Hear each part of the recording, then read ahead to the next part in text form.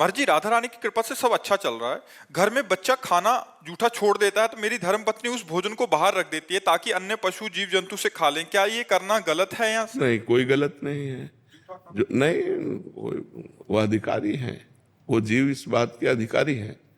जैसे जो अपने से बच के बाहर किया, तो जैसे श्वान आदि है, कुत्ता आदि है, जो और पशु पाले है, तो उसमें कोई बात नहीं। फेंकने से, गाड़ने से अच्छा है किसी जीव के पेट में चला जाएगा तो ठीक है। कभी कभी अपराध सा लगता है कि बच्चे झूठा छोड़ रहे हैं कि हम किसी वैसे वैसे वो तो बच्चे हैं, पर चाहिए ये कि अपनी थाली में उतना ही परोसे जितना आप पा सको। उतना अधिक अपने को अंजाद होती है ना, इतना पा लेंगे।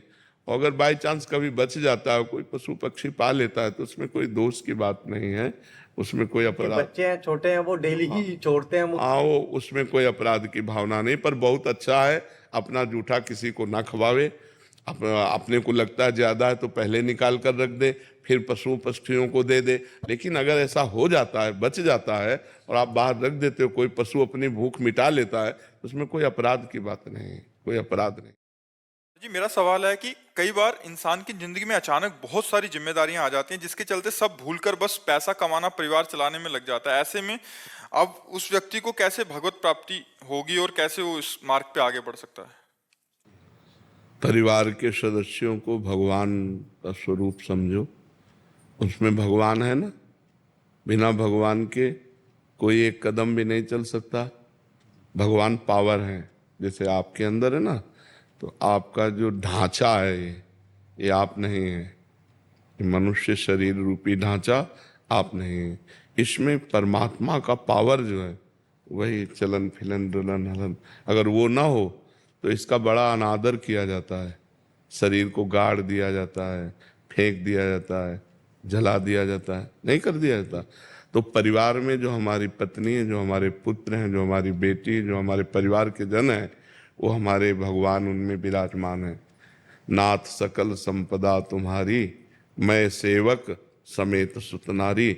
और उनकी सेवा के लिए, जैसे हम मंदिर में भगवान की सेवा करते हैं, ऐसे तुम पत्नी में, पुत्र में, माता पिता में, बेटी में, परिवार में भगवान की भावना करो और खूब मेहनत से धन कमाने की चेष्टा करो। प्रारब्ध के अनुसार धन आता है, अपनी चेष्टा के अनुसार नहीं आता। कोई बहुत मेहनत करते हैं, बहुत थोड़ा लाभ होता है। कोई बहुत कम मेहनत करते हैं, बहुत लाभ होता है।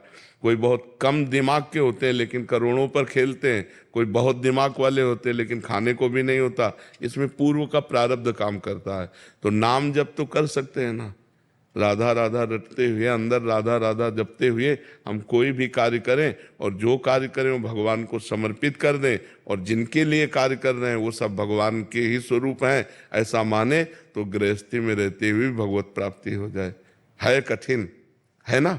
सबको भगवान मानना कठिन है नहीं, और भगवान है मानना क्या, सब में भगवान है। पावर तो वही है, उनके बिना कोई एक कदम नहीं चल सकता, एक पलक नहीं झपक सकती। वही तो विराजमान अंदर। देखो ना, नाचते नाचते लोग मर जाते हैं। भगवान अंतर ध्यान हो गए तो ढनंग गया शरीर। अभी नाच रहा था, अभी ढनंग गया। तो हमें विचार करना है कि सब में भगवान विराजमान है। मेरे परिवार के रूप में मेरे भगवान है, और मैं भगवान के लिए धन कमा रहा हूँ। और जो धन कमा रहे हैं, उस समय क्रिया करते समय राधा राधा बीच में स्मरण करते जाओ। तो अपनी कर्म को करते हुए जो नाम स्मरण करता है और कर्म को भगवान को समर्पित कर देता है, वो भगवान को ही प्राप्त होता है। इतना तो करना पड़ेगा, और बुराई छोड़नी पड़ेगी। पराई माता बहनों की तरफ गंदी दृष्टि, शराब पीना, मांस खाना, जुआ खेलना, हिंसा करना, बेविचार, ये सब छोड़ना होगा। तब भाई भगवत प्राप्ति करने के लिए तो ये छोड़ना होगा ना।